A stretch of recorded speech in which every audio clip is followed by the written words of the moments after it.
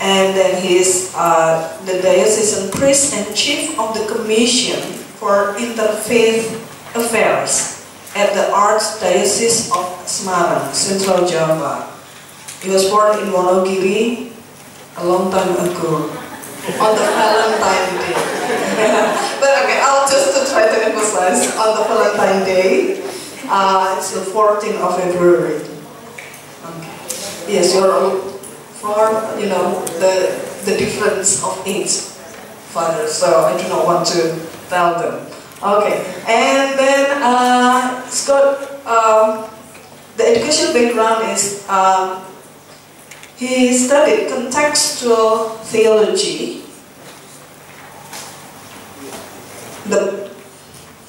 in the Faculty of Theology in Widabakti, Yogyakarta, and then also for the Master of Contextual Theology. You know, I'm got nervous now. Okay, the technology of God. Okay, that's okay, and then he's now the chief again for the interreligious dialogue of the interfaith affairs, and then the chief editors also for monthly magazine of Inspirasi Semarang. Inspirasi means inspiration. So if you want to write things later on about what is it, your idea of religious inclusiveness that you get from this service learning, you can send the article to Father Budi. Okay, now Father Budi, are you ready for the presentation? Yes, I'm ready. Dialogue in Semarang. But I want to start my presentation by this song, my favorite song. Sorry. Can you connect to the sound? Already.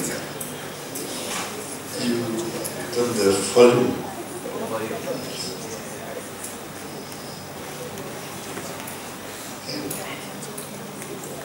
Okay.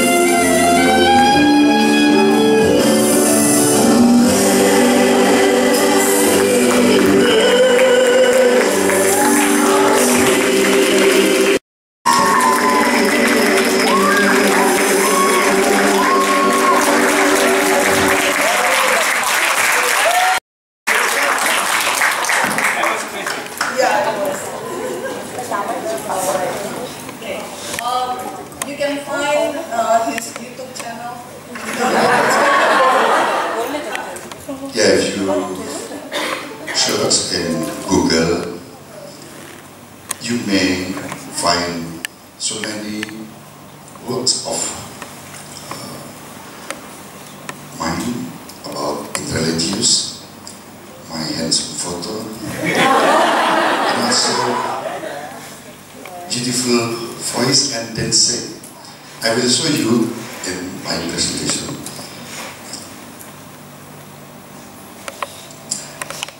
In this moment, I want to share not only my understanding on teaching of the Catholic Church about interreligious dialogue, but also, and this is very important, my experiences on how to engage in interreligious dialogue in Semarang.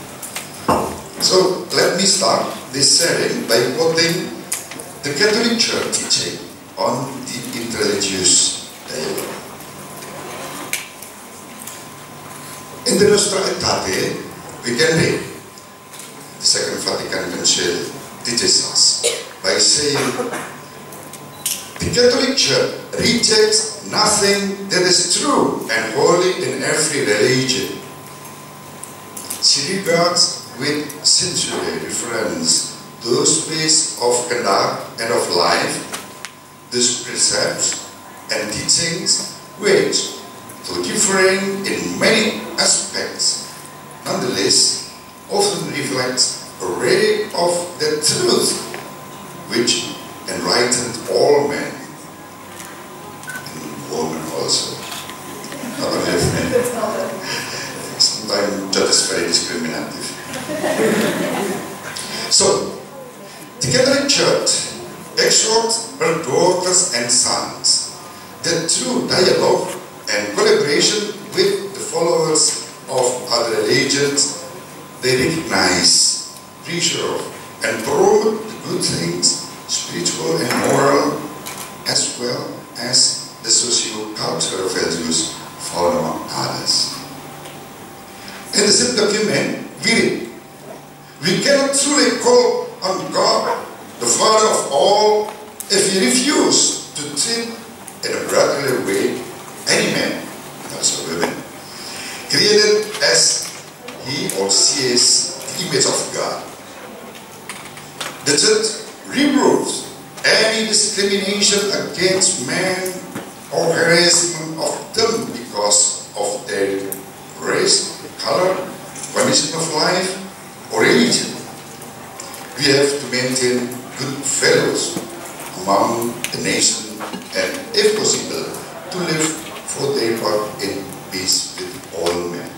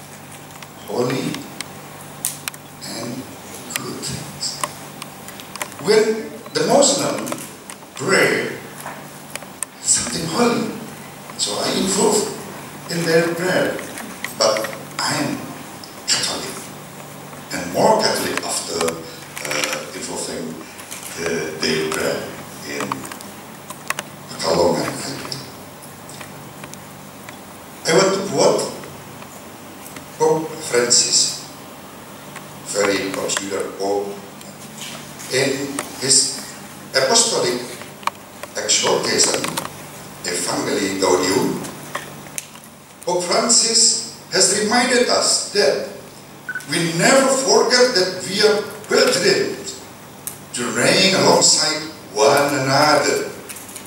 This means that we must have sincere trust in our fellow brethren, putting aside all suspicion or mistrust and turn our gaze toward people seeking the radiant peace of God.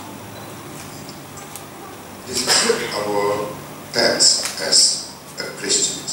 He also says, how many important things unite us if we really believe in the abundantly free working of the Holy Spirit. We can learn so much from one another. That's why, in my experience, when I was working in this community among the Muslim, Hinduism, Buddhism, Confucianism, Christians, I try to experience this message.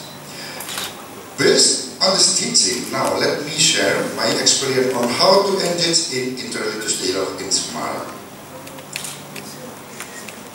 These are my practices and actions in interreligious and ecumenical dialogue, not only among the elites, but also in the grassroots level.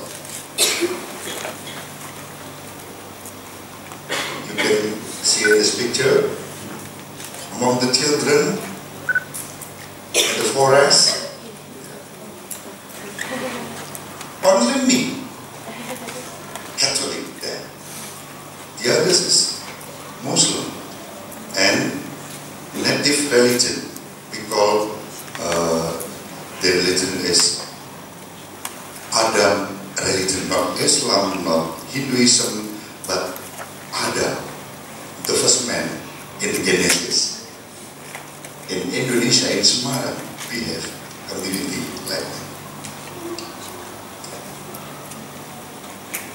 First of all, I have to say that Catholic Church in Semarang is part of the Archdiocese of Semarang, which spreads in most of Central Java province and in Holy Soegijapranata province. This is the map. Catholics in Semarang are small flock in a social context that is multi-ethnic, multi-religious, and multicultural. So interreligious dialogue is typical of the life of the Catholic Church of Semarang.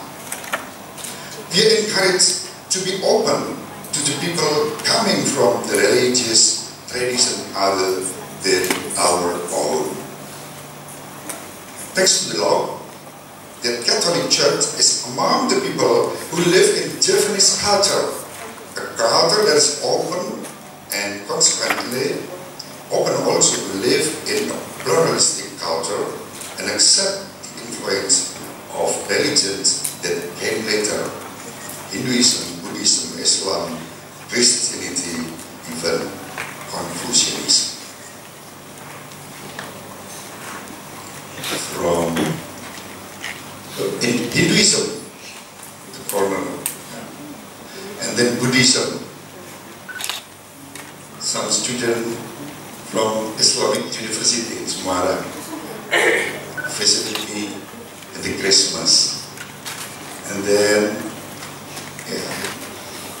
the leader of pluralistic movement in Indonesia, the mother of Yeni Wahid, the next speaker will be among us. And then this one, in the corner here, the leader of Adam religion. Adam religion.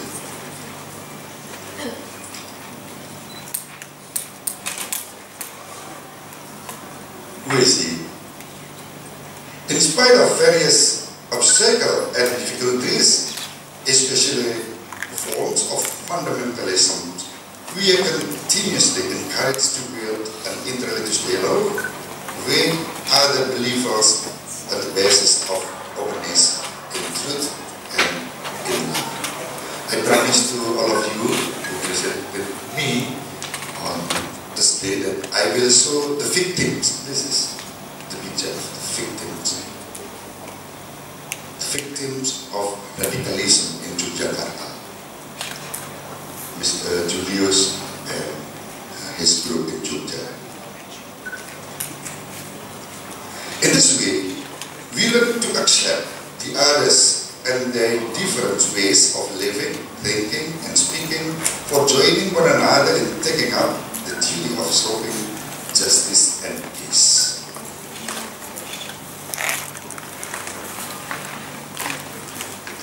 Again, the mother of Mrs. Jenny Wahid,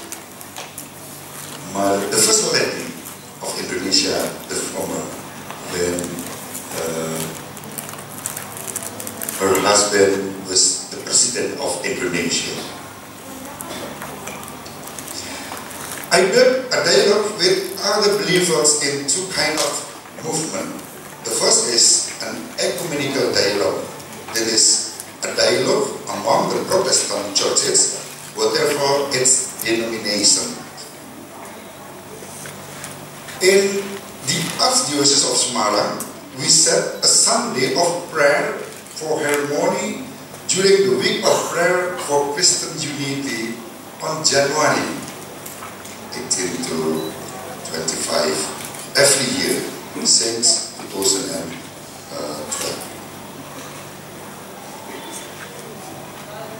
In 1 week, during the week of prayer for Christian unity, there's always Sunday. On the Sunday of prayer for harmony, Catholics are invited, particularly in parishes and communities, to develop sincere relationships through the practice of both ecumenical and interreligious dialogue. So not only in the high level and level, but also lay people in the grassroots level. The second is an interreligious dialogue. It is intended to other religions. We call them non-Christians. Islam, Hinduism, Buddhism, Confucianism, and even the native religions such as Shamanism or Adam religion. Our relationship with Islam and the Muslim is indeed very important because they profess the faith of Abraham, and together with us, they adore the one merciful God who will judge humanity on the last day. In addition, they are also aware of the demand to respond to God with an ethical commitment towards those who are in need.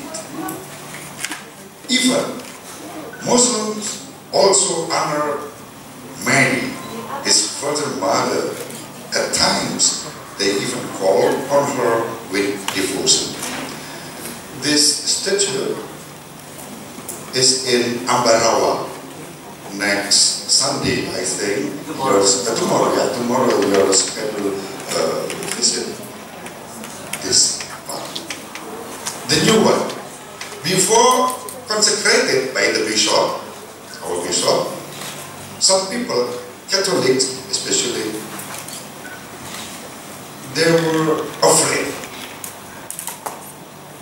How it can be that we build a big mega stage of Mary among the Muslims.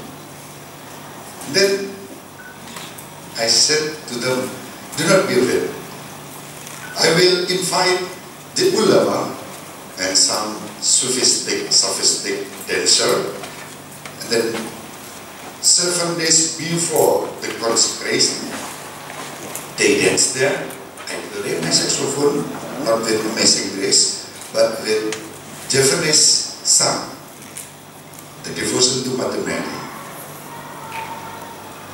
And then when I sing, they dance, and people in peace and harmony. In dwelling on the interreligious dialogue, I try to meet them primarily as individual human beings, as citizens of a particular society. So I visit and visit, communicate, visit, and then we have harmony there. Even Manul Lama fit me, not beat me. Fit me when I was in anniversary my priesthood 19 years ago. I was ordained as a priest, diocesan priest in Semarang.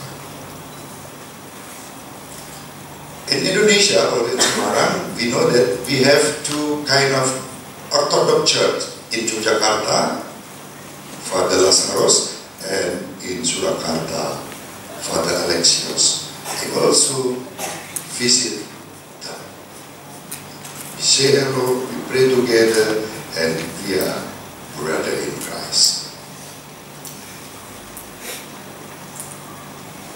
Now, I try to promote a trialogue, not only dialogue. What does it mean? A triple dialogue, namely a dialogue with the church coming from religious plurality, cultural plurality, and poverty. Environmental destruction and religious radicalism are other challenges we must take into account as well. All believers, regardless their religious backgrounds, are encouraged to work together to deal with various social and political problems for the benefit of humanity. You know, in Indonesia we have a tragedy in 1965 with communism, and the government at the time very authoritarianism. Everybody was suspected as communist and then to be killed without interrogation. They were killed by the power of the government, even not being bullied virtually. And then I worked with my friend to make them in.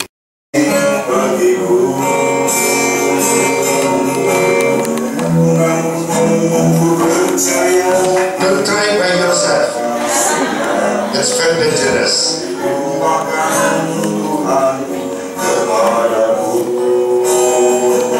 I sing my song, I compose songs, I have 5 albums. And when I sing Catholic songs, the Muslim dancing.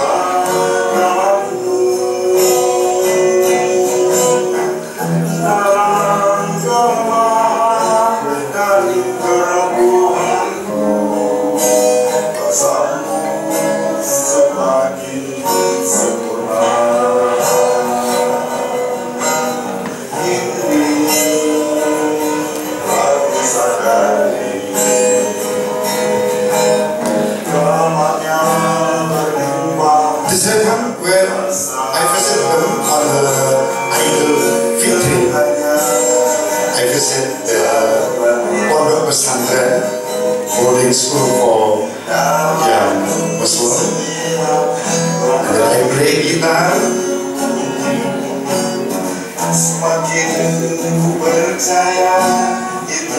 Yes, ulama, Kiai Budi, and the guitarist is Father Budi. The same name, but different in religion, but the same faith.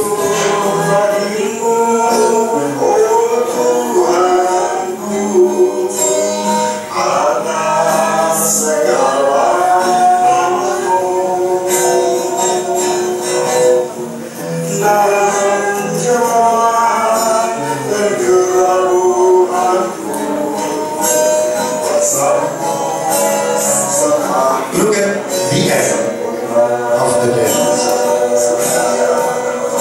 was very long.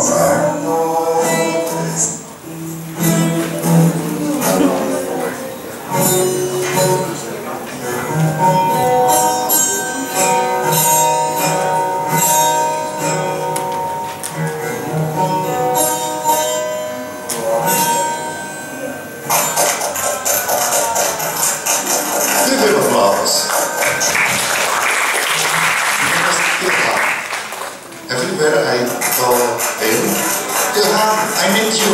And he come and then dance.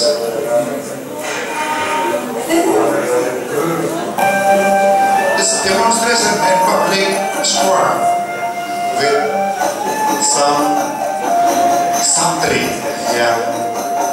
boarding school, Islamic boarding school. Muslim sons, Islamic son, we call it tomboati, medicine for our heart.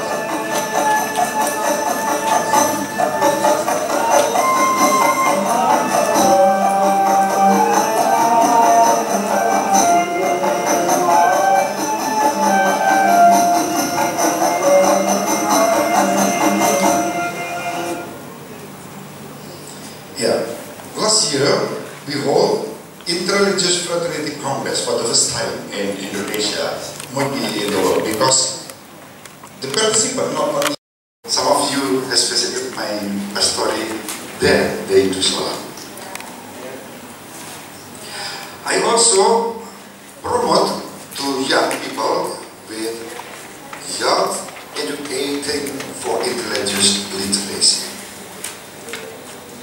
We visit some place, the temple for Hinduism. The temple always project in your onto others and never perceive my own. How can I dialogue if I regard myself as a case apart from others? How can I dialogue if I am afraid of being displaced? The mere possibility causing me torment and weakness. Self-sufficiency is incompatible with dialogue. Thanks a lot for this opportunity to share what I have done in building ecumenical and interreligious dialogue in the name of Catholic Church in Semarang. God bless you.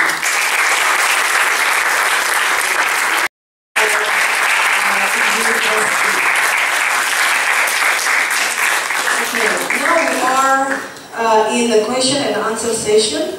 So if you have questions I call from the first question will be addressed to Ibu Hesti.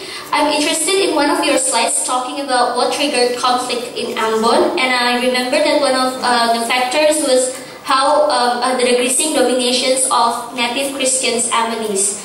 Now, from this sentence, can we infer that domination of certain religion then somehow is good to maintain peace and prevent conflicts? And I would like you to please clarify this, or maybe if there's a case-per-case basis, then how is the practice of domination that is good to maintain peace? And my second question is addressed to Father Budi. I'm really impressed by your works in bridging the interreligious dialogue here in Semarang.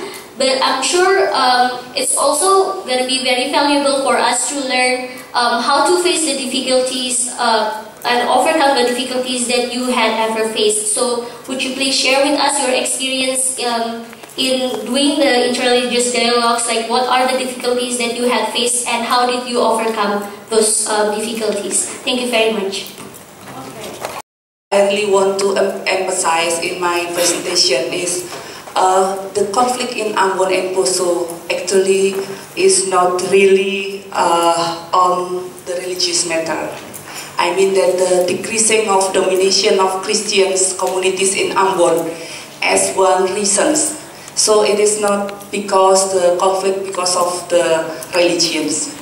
Of course, the domination of one to another is not good, especially in how to maintain the communication, the good communication between two communities. That's why I agree with you that it should be especially the youth to make a kind of communication, to make a kind of dialogue in their communities, to make a kind of to build peace, to diminish mistrust, to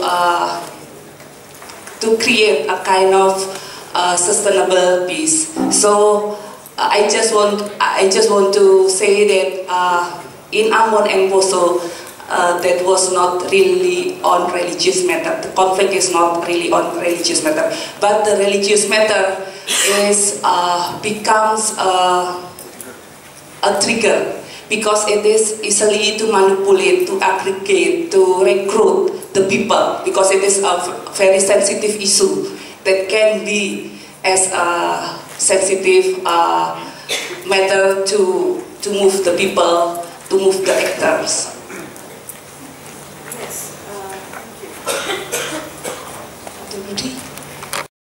I try to overcome by praying. I pray. This is power. From adoration to interreligious dialogue, I call it that. Some Aramid in Rawasenang support me with their prayer every day. And then my bishop with me. I have perpetual chapel for adoration, perpetual adoration chapel in my parish. From this chapel, I pray. There I pray. From there, I have courage and power to do the interreligious dialogue. You know, here, this one, we call it FPI in Indonesia. Ayah know it, yeah. Habib Rizik, very fundamentalistic, very radical. But when we invite him and his group, let's communicate together, let's sit together, and what do you want?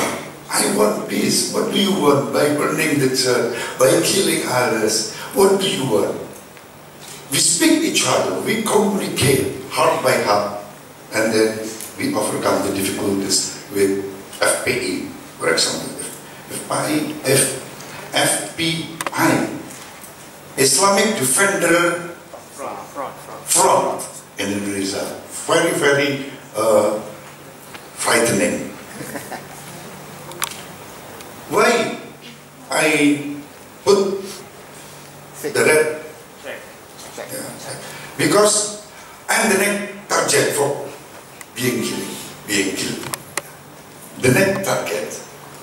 Why? Because I always promote interreligious dialogue, promote harmony, collaboration, and then they deny it. We invite them. Let's speak together, heart by heart, with love. This is the most difficulty I face during my life. And the second, my difficulty comes from Catholics people. They doubt, Father, are you still Catholic? When I pray with Muslim, I visit the temple, I sit together with other believers.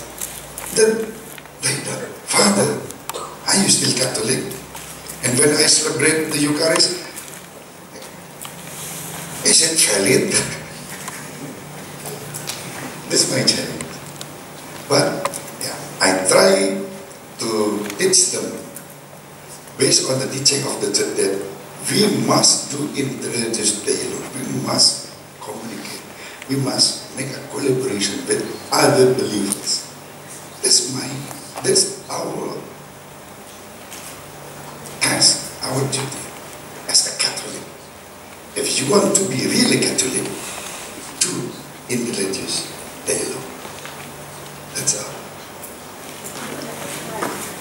We have war in the middle part because of the Muslims who translate the Quran literally. So my question is, how do you convince Muslim who understands the Quran literally to live in harmony with other religion? That's my question. Thank you. Last night I met the most ulama in Indonesia, Mustafa Bisri Gusmus, in the auditorium Indonesian radio. He said like this: there are some Muslim who rigid in reading Quran, Holy Quran, very rigid, and then only textual.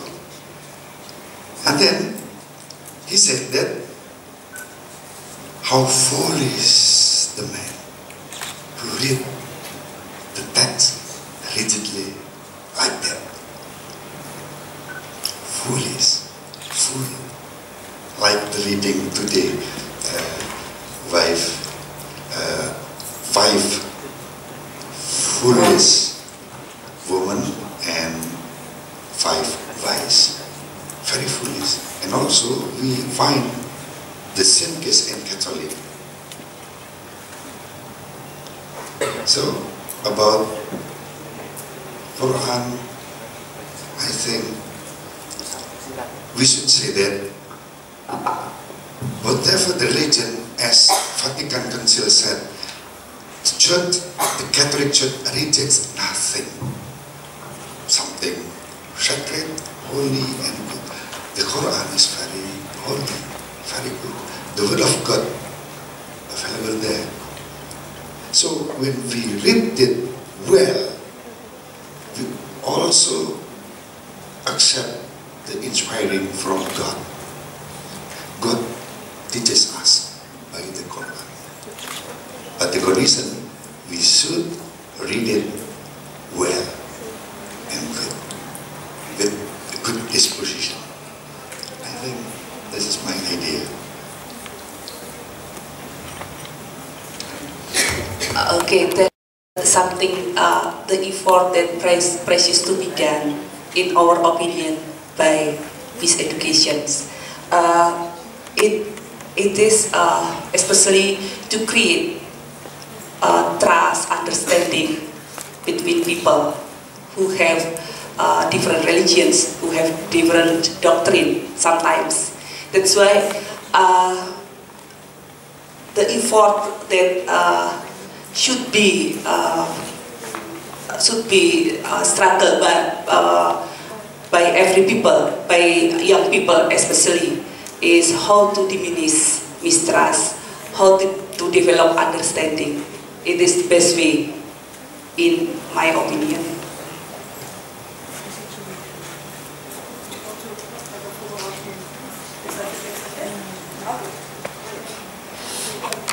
My name is Lola. I'm from Soegijapranata. I would like to ask for both of you, for how long did you do this religion dialogue and also the research in Ambon about and what is your concern towards these issues? For example, there's a interreligious disaster, and you dare to done some researches, and you dare to do some the interreligious dialogues. Thank you. For how long did you did this interreligion dialogue for Father Budi and the research in Ambon for Mrs. Trihani? And what is your concern towards these issues? For example, there is an interreligious disaster, and you dare to do the researches, and you dare to do the interreligion dialogue. Thank you. All right, thank you. Not by prejudice, hatred, violence, but kindness, love, and harmony. So as long as we can do it, why not? Not only because I am the chief for interreligious affairs in the Archdiocese of Semarang, then I do it. No. Since I was child, I had done it. When I was child, I met my friend, not only the Catholic, but also Muslim, Hinduism, Buddhism, everybody. Because we cannot be apart from them. The differences, the other believers is the reality we cannot forbid. So as long as we live, we should do dialogue.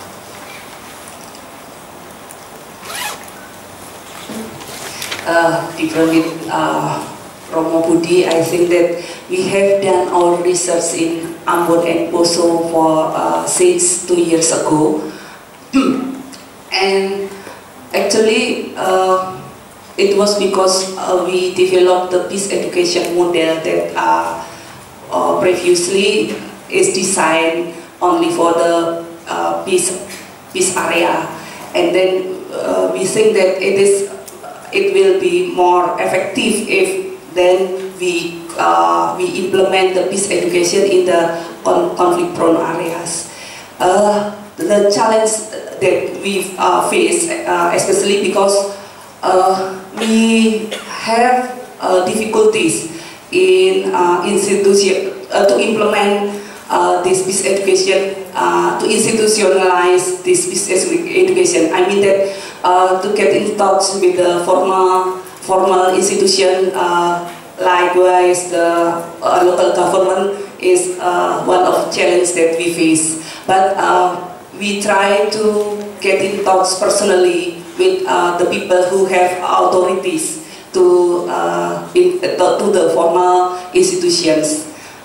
We believe that we have to sometimes little by little, and then actually we also have done this project not only in Ambon and Poso, and then we broaden this project in Sampit in Central Kalimantan. But yeah, we still made it in the first steps.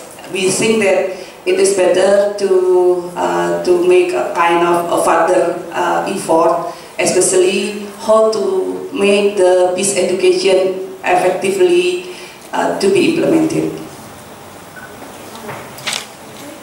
Right, and then to the lady there. Good morning, Ibu Hesti. My name is Agnes. I'm from Soegijapranata, Jakarta. When you were explaining about peace education, you mentioned that the peace education module was addressed to university students, right? What about peace education for early childhood education? Because as we all know that from birth to 12 years old, that's the best moment for humans to acquire understanding. And what can we as young generation do, concrete action to educate young people about interreligious peace? That's the first question. And the second question is for Father Budi. I think that dialogue is not enough. We should do more than dialogue. It needs action. And in your opinion, what is the best way of action to develop religious inclusiveness?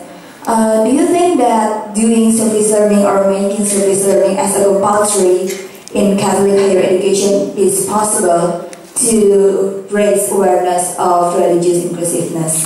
Thank you. We consider to have the peace education in the level of the universities. It is because practical reasons when we are creating the peace educations. However, we really agree with you that the peace education should be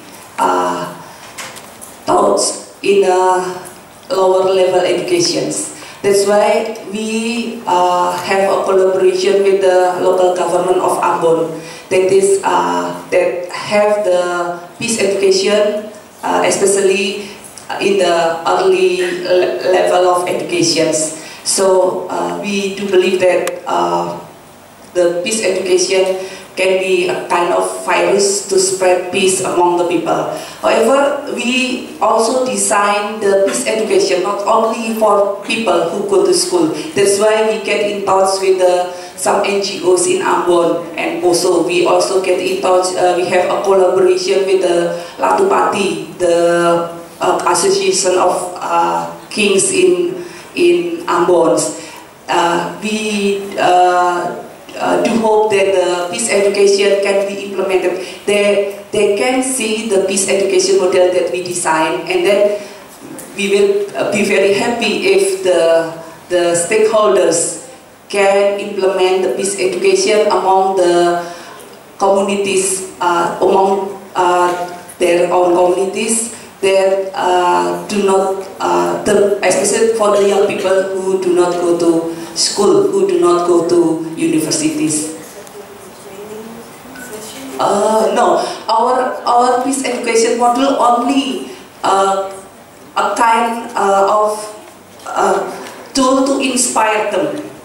It is not only it is not designed to a kind of strict tools, but it's only the stakeholder can only take the values that is consist in the peace education model. So it's only inspiring, a kind of tool to inspire the stakeholder to implement.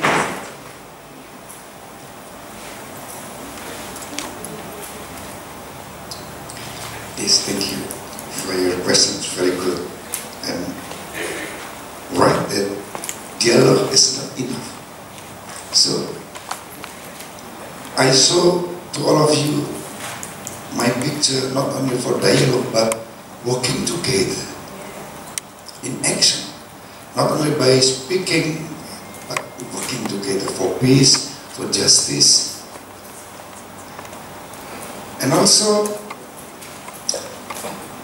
in a daily life we do it. When our neighbor in trouble, we help them. I have so many pictures actually. For example, my neighbor in my parish, they have an accident, and then I came, I visited them, I helped them, not only by giving them consolation, but also we spoke them. If you need medicine, if you need to go to the hospital, we pick them up, even we pay them. So sometimes I said that for dialogue and in religious action is very, very expensive. Very expensive. But we should do it well. For young people, for example, I bring them to Pondok Pesantren, to Islamic boarding school. They communicate each other, they support each other. The first thing is to know the others well, and then we working together. Pope John 23 said, do not condemn the other, do not prejudice, but communicate, love, and working together. Okay. It's very, very practice. Thank you very much. Is that okay, Agnes? Okay, now the gentleman, in the front, not the front row, the row in front of Agnes. Thank Thank you. I'm Papi from Atmaja Catholic University of Jakarta. I have one question addressed to Father Budi. You suggested that a trialogue is better rather than just a dialogue, right? So can you give us an example or an idea as to how to build a trialogue, not just in Indonesia that have similar backgrounds, but also with other people from another country that they have a totally different background and totally different way of thinking? How to deal with such Muslim terrorists, something like that, like ISIS? How to build like a good trialogue and how to act in real life? Thank you so much.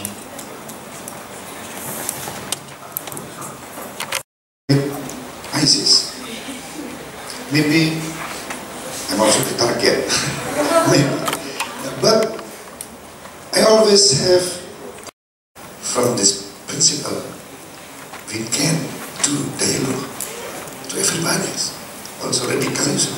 As I saw you with Habib Rizik in Jakarta, our background is very, very different. I'm Javanese, he was not. But we can sit together, talking together, and then we have to promote the work together for peace and justice. Sometimes and many times, the tool is different. They do it with violence, we do it with love and understanding. So, I think, first of all, we must be positive thinking to others, even to the radicalism movement. There is for me, positive thinking, do not be afraid, make them, that you will be killed, thanks to God, we are a martyr of Christ. Do not be afraid, I'm not afraid. Are you afraid to be martyr? Not so, okay.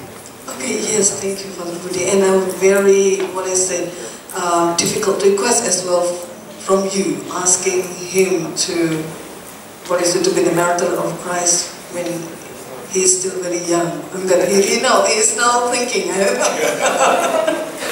Okay, right. Another question.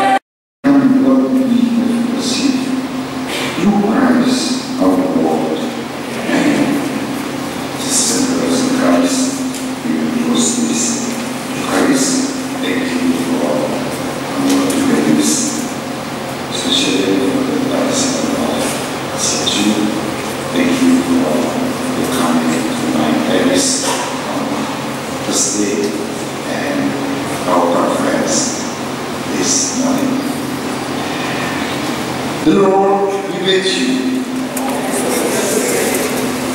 May Almighty God bless you, Father, Son, and the Holy Spirit.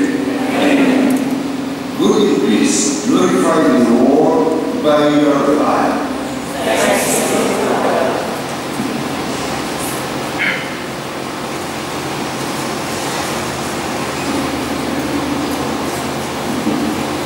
I would like to inform you, particularly for you, the ASEACCU participants, that after this, it is lunchtime and the lunch will be available at the first floor of the building we have seminar just now. So after from here, you go there. And I would like to remind you that don't forget to bring the book, the message